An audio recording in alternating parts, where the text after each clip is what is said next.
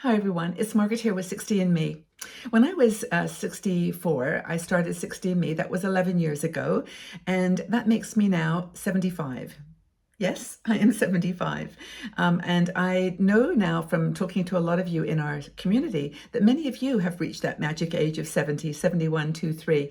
And it is a milestone. I mean, I thought 60 was a milestone. That's why I stayed 59 for many years. But I am now 75, and so I have a very strong empathy for women in our community who are in their late 60s and merging into that magical 70 year. To be honest with you, I don't actually feel that much different. I sometimes have to just like double check, am I really 75? Because I don't feel any age. I honestly just feel myself. And a lot of women make that comment, that you just forget about age after a little while, and it just becomes just who you are. But now that you're 70, if you are that place, I want to chat with you. Or if you're thinking about being 70, and I know a lot of women in our community are.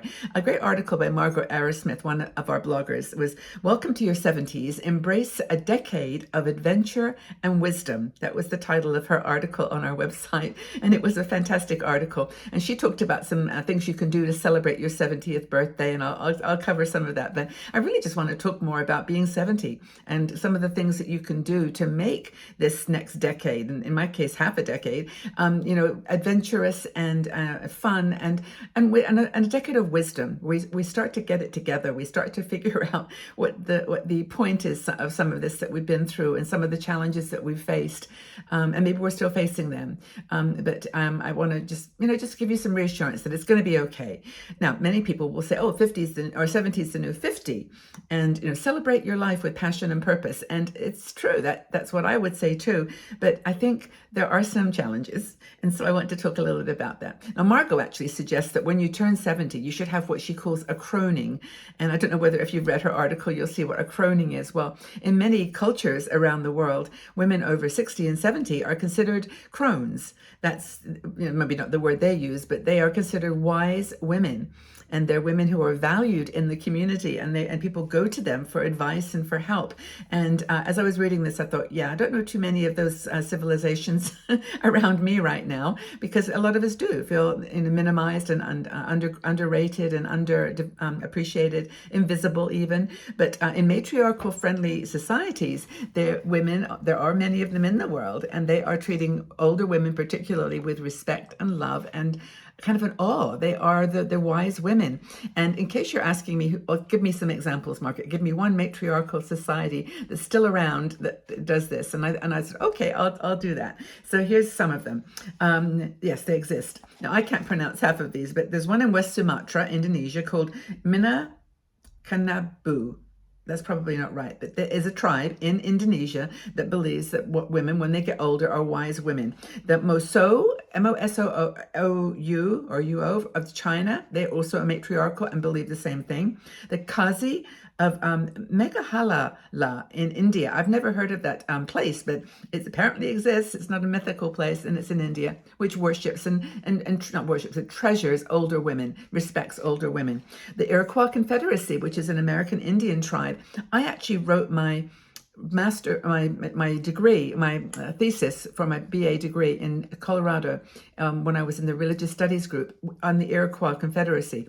They are a fascinating tribe of Indians, and they actually have a lot of similarities with some of the Eastern traditions that I was interested in at the time. So anyway, the Iroquois Confederacy has this matriarchal perspective. And if anyone's watching this and can contradict me on any of this or add value by adding a culture. Now, I know that, for example, in some of the Eastern Europe countries, older women are looked after and taken care of and considered, worthy of people's attention and love, maybe much more so than in some of the Western countries. But these are the ones that I discovered when I was researching. The Akan tribe of Ghana and the Bibri in Costa Rica. All matriarchal societies that value women, older women, and maybe older men too. But it's that matriarchal society that respects out the age of a person and their wisdom and their what they have to offer that society. So But anyway, Margot talks about having a croning, where you accept your crone status and you go out and have a party. Invite all your girlfriends, your women in your social circle, your granddaughters. Just bring them all to this party to celebrate what it is to be an older woman. This is if you're turning 70, but you could do it any age, to be honest. But she says to do it especially when you're 70. Make it special, dress up, celebrate, wear the hats, wear the makeup, whatever, and just celebrate being an older woman. It's okay. You're going to get through this. 70's not anything to fear. I mean, trust me, I'm in that category, and I think hopefully can inspire you to just look at it positively. You're going to get through okay. It's going to be fine. Just take care of yourself, eat good food, exercise, keep moving, go to the doctor for your checkups, all the things, but you know what to do. So some things she says you can do, Margot says that you can do as you get into your 70s. One is to be introspective. Just summarize your life in a diary. Now, I was just visiting with someone, and we were talking about this life legacy process, and I recommended a book called The Book of Me, which is a book that asks questions and you answer them with writing. Like, you actually pick up a pen and you write the answer in the book. It's not like I can't do anything on the computer that is personal somehow. I just need to write it down. Maybe it's my cursive writing thing. But ask yourself some questions. What was your earliest memory? What was your first love? What was your favorite place to go as a child?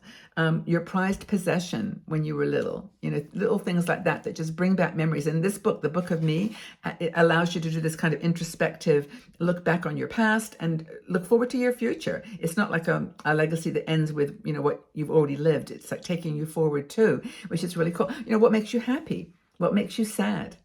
Where have you lived? What did you learn?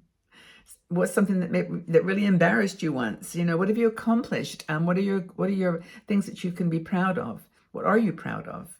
And these are things you can put into this kind of a journal. You can use it in a journal, like the one I talked about, The Book of Me, or maybe I'll put a link to that, by the way, in the description under the video, so that you can take a look. And there's many of them, though. There's lots of these legacy notebooks and journals now, so you won't have any trouble finding them. But I like The Book of Me. It was just for me. It worked for me personally. The questions were at the right level. And I've also done myself a little legacy sheet that you can find on Etsy that I put together, because I was thinking of questions that you would want to know the answers to if you had the opportunity to talk to your mom or your family member, things you would like people to know about you. Anywho, separate thing. On your 70th birthday, do something, anything.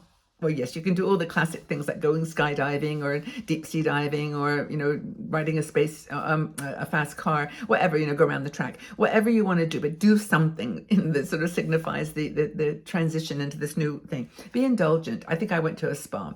Be indulgent. Take care of yourself. Do something that's special just for you. Make this a moment. Make it a moment. The other thing is to be spiritual. You can go on a retreat. You can do something with your church. You can do something, that's going to take you from the place that you live every day into a world of reflection, and, celebrate your birthday as that starting point for a new decade and for a new sense of life. Be active. Do something like go to a yoga class, go to a dance class. Do something physical that makes you happy. Be creative. Get your coloring book out, get your knitting out, get your paints out, or just, create something that you've never done before, but, make a dress, draw a picture. It doesn't matter whether it's good or bad or anything. Just put something out there that shows you have this desire to innovate and find new things and, create new worlds, and just be creative. I love that one. Be alone. Spend the day at the beach, in the forest, at the park, in your house. Just be alone. It's okay. You can retreat. You can just take the 70th year of your life as you come into that 70th birthday with quiet. Just be alone. Or be a learner. Read something. Go somewhere. Go to the movies. Go to a theater. Go to a show. Read a book. Read an article. Go to a virtual city in the world. Do something that helps you to learn about something. Be a lifelong learner, and put your stake in the ground when you're 70 years old that's how it's going to be. Another thing to do is just anything.